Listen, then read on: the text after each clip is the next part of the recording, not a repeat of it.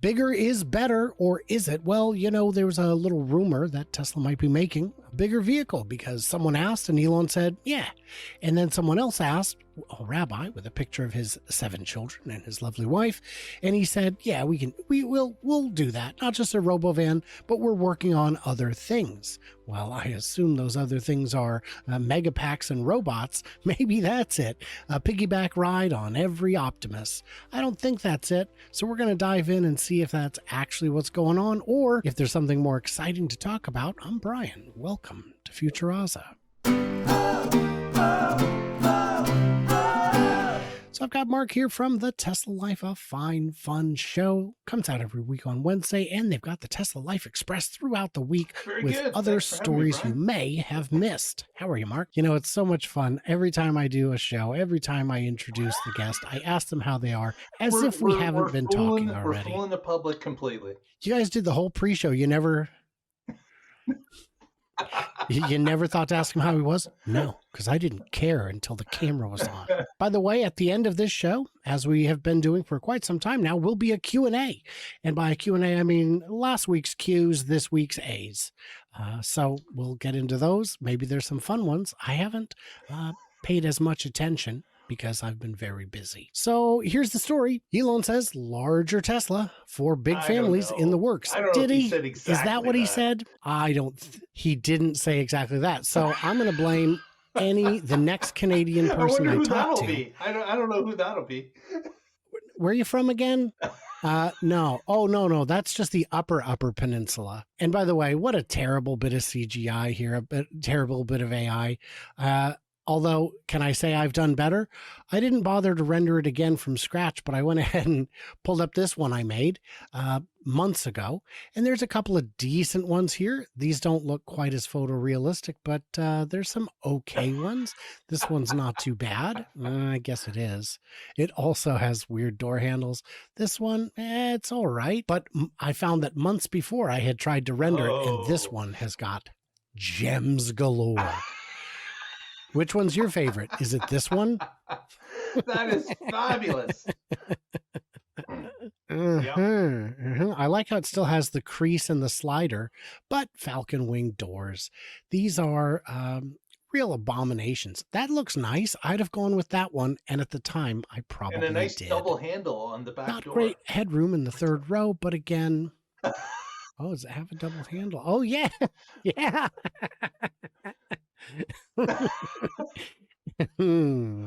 Quality. Specifically low.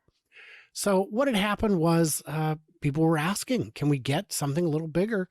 We need big Teslas for big families. This is a different post. And he just said, okay. And then later, this is the gentleman I mentioned with all of his children. And he's like, please make one big enough. And he said some other things too. They're which absolutely of course, making one. Which of course means definitely it's already in the works. Lock it in. Well, did you know there are already third row electric vehicles you can purchase? The Kia EV9. There absolutely. A nice big third row vehicle. Yeah. Starting at 56. That's fantastic. And if this is made in the U.S., which I believe it is, I think it's made in the new Georgia plant, that would mean it's likely eligible for the IRA credit. Get it while it's hot. And this is, a decent vehicle, although at that price, you're getting 230 miles of range. But, fine. Did you know there's others as well? Some better than others. So let's go to the others. I don't know if I would be interested in a 2024 VinFast VF9. It looks cool. You could. You can't but argue that. It's something you can, but you'd be wrong. The VinFast is in their second, maybe 1.5 generation. They're not. They've got some bugs to work out here and there. Not saying that they're not going to get through that, but I might wait for another half year or so until their Gen 2s come out, just to make sure that they've addressed all the concerns. I would also wait until it's clearer that they'll remain solvent and that your warranty will have someone to honor it, because I don't want to be the next Fisker Ocean owner. And it says, in this article, it says few details are known. Well, this is from a while back. I have heard that this is already on the road. I don't know how accurate that is, but if it's not out, it's very nearly out. But there's others. There's more. There's so many more, Mark. Did you know if you need a third row, Yes, Rivian Rivian R1S? R1S has a third row, and it's not too bad size wise, but of course the Rivian R1S is a bit of a No. pricey vehicle. It's not, yeah, it's not 56,000 for sure. It's a 77 lot more than and a that. big jump. No. So the third row is reasonably roomy, but exceptionally uncomfortable. I've had a chance to check it out. The seats feel like homemade boat That's not a seats. good review. So not a lot of, it is not. But I don't sit back there, and I don't think it would be less comfortable I than the wouldn't. third row Yeah, I have they in say the there's a Tesla third Model row, Y, Ryan, but do which you really call a bread shelf a third row? it looks like this. This is not my photograph, but mine look exactly like this. It is, if you are short enough to fit, it's fine. Now, when I was in Michigan, I did stuff Dr. Know-It-All and Lars from Best in Tesla back there, and against their wishes, closed the hatch. It was Fun for the very first fun. 2 rows. We had a good time. I had a good time. We didn't go anywhere. I just closed it so they could have the full experience. So is this a third row? I mean, on paper, and if you're made of paper, but otherwise it is real tight. There are more still. ID Buzz. Now, this is not the ID Buzz. This is the ID Buzz. I don't know why that's the video that's playing, but this is a third row vehicle. And I think there might be, kind of peek it back there a little bit. I'm not clicking on your slideshow. I'm not doing it. 70 photos. Okay, there we go. That also looks real tight. I mean, you look like you're rubbing your head on the ceiling, and those do not look comfortable. But again, this isn't, you're not doing a road trip with 7 people, because if you were, your luggage would have to go on the roof. Yeah. Because you can see that third row is right up to the glass. Yeah. But what do you think of the styling? I think the styling's great. I think it's cool. It looks really. It's got the retro version with it, and with a touch of modern. And I think they really did well with the styling. I think so too. And it's great that this video has paused at what I can only assume is an amusement park ride. That is a 1956 World Fair. It's interesting to see how different the variants are coming off the line. But you know what's not expensive is supporting me on Patreon or YouTube or X. This is my full-time job. I'm out here struggling, you guys. Any bit you can help is wonderful and appreciated, but it is not required. What is required, of course, is a comment down below. You can do that. So let's get into some pricey stuff, shall we? Yes. I bet you can think of a couple that are on the pricey side. Pricey for a third row seat vehicle? Yes, sir. Well, yeah, that is a very pricey vehicle there. You know, it's interesting that in my head it was more expensive than 80 to 95 when the Rivian is barely cheaper, 2,000 cheaper on the low end and much more expensive on the high end. It's not that bad. And it is a proper, I've heard people say, no, that third row is too cramped. It's not. I don't think it is at all. I think it's fine. I've heard many people say that yes, you lose an extra seat, but the 6 configuration is the best in that vehicle. It gives you a little bit more room in between the seats for the third row person to stretch their legs out. And it gives you the ability to move back into those third row seats a lot easier. So it gives you some flexibility. You do lose a seat. You're no longer 7, but I hear that the 6 is an excellent choice. I've heard that having 7 people in a car is way more chaotic than 6. And I'm pretty sure I heard that from me. So if we're talking expensive, let's talk about the EQS SUV. Boy, what a looker, Mercedes. You really knocked it out on styling there. Yeah, you really knocked this one kind of out towards left field, but it's still in the infield. This is a real disappointment is what this is. and it starts at 105. Now, I'm going to tell you right now, this is going to have a softer ride. It's going to have a really nice ride feel. It's going to have really great sound dampening, but it is also going to be $105,000. So let's talk about something else. I don't know if this one is in the US, the EQB. It says it starts at 54. I find that very, very unlikely. Yeah, it's a vehicle that was meant to be gas and they just made it into electric instead. It has a gas cousin, a sibling, it says, so even closer. But yeah, again, it becomes a question financially viable for most. It's kind of on the outside edge. yeah, it's a lot. It's a lot. I'd rather have two cars than this car.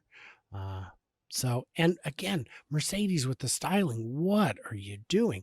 And good thing they've got a logo right on the grille, a logo right on the hood, and the entire front end is tiny logos. Ooh. And they have to do that because otherwise you'd look at it and think it's a You'd never know. shoebox. Yeah, you'd never know what it is. Yeah, No. they're on each center hubcap too. Like it, I think they probably get volume discounts for the more logos that you can get on the car. Marketing told us branding, branding, branding.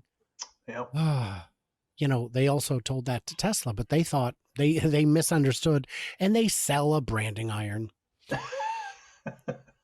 Which, by the way, don't use it to sear your steak. It does not taste good. Tastes like machine oil. Hey, maybe you guys should have washed it first. Tip. Word to the wise. Hey, do you know there is another car that I believe is already on the market? It is the Gravity. Oh, the Lucid. Yes, indeed. Yeah. Yeah. And I think you'll have more fun with this car.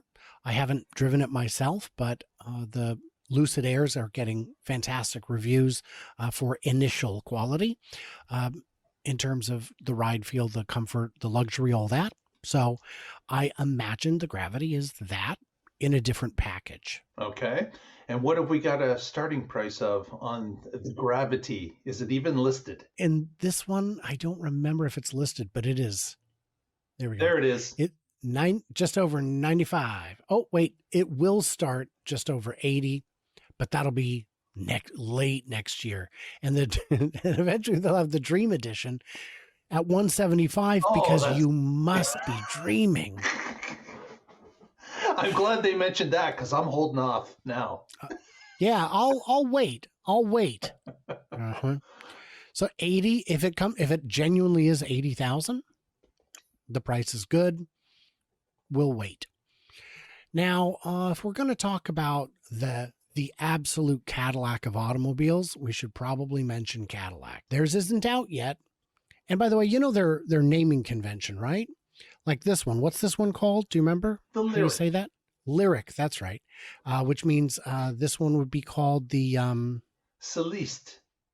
Oh no, it's the Celestic. Celestic.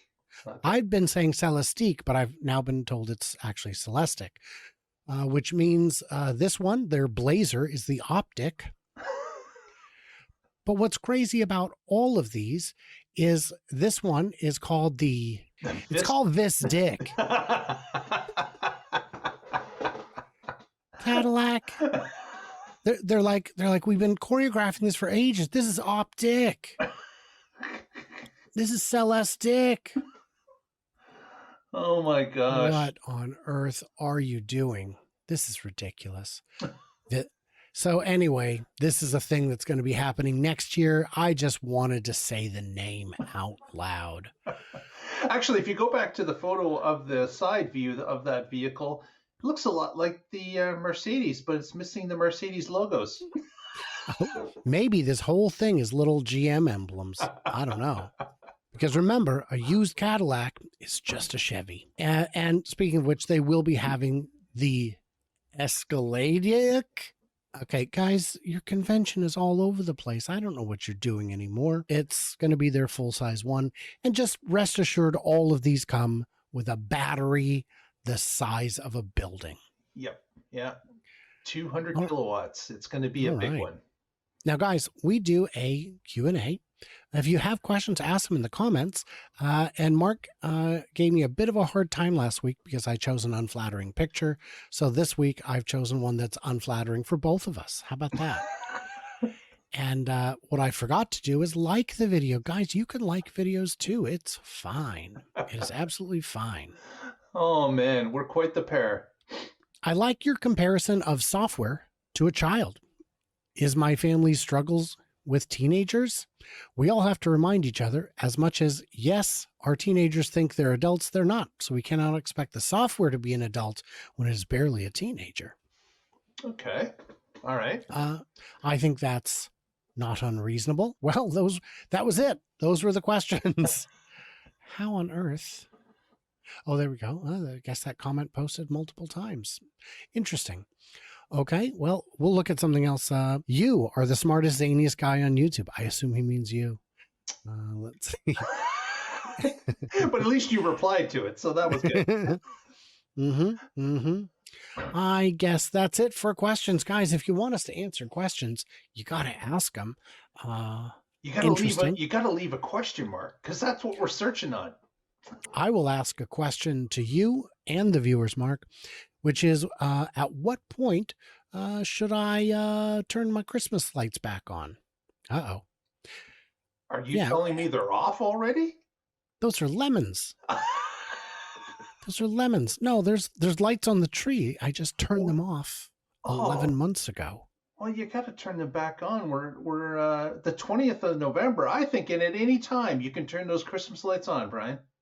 Well, maybe it will happen tomorrow. Maybe it'll happen next week, but we got to find out from the viewers when it should happen, because I think waiting until Thanksgiving has passed is pretty appropriate. And that's just 8 days away. So, well, if you look at my side of it, we've already passed Thanksgiving. So those lights should be on. What are you going to smack me because it's Boxing Day? Speaking of Boxing Day, talk about a rigged deal, huh? I hate boxing for that reason. If only, I get that pro wrestling is fake, but no one gambles on it. Yes. This is a whole different thing. Terrible. No. Netflix really dropped the balls, and the fight wasn't much better. So, yeah, very dumb. So, guys, what do we miss? What do we misunderstand? Leave it in the comments below. Leave a question. We might just answer it. And stay tuned, stay juicy. And I cannot wait to hear from you clever robots when you show up on the Tesla Life Show Wednesdays at 4 p.m. Pacific, 7 p.m. Eastern to have a good time with Casey and Patrick and I guess Mark.